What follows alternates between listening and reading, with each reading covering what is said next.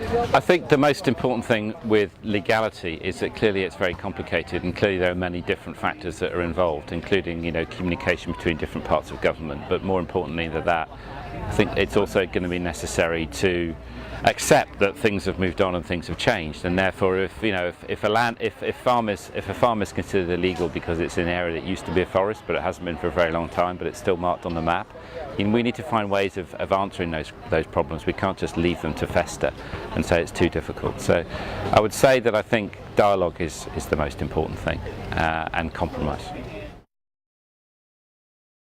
I have to say, I think one of the strongest impressions I've got is that we've seen palm oil here as a family farming business, if you like, and it's often overlooked that even in Indonesia 40% of the palm oil land and nearly 40% of the palm oil crop comes from smallholder farmers, and these are independent people. So yes, there's a plantation company question, but there's also a huge importance for family farming, and something we've seen on these farms we've just visited this afternoon is just how much the families have kind of grown and thrived because they've succeeded at farming palm oil well, and we shouldn't deny them that. We shouldn't make them feel bad for it. And so in many ways this is what we want to see happening in rural communities. We want to see farms becoming businesses and growing and thriving, and so I've been very impressed actually this afternoon with what I've seen, and it's an important perspective that we need to consider.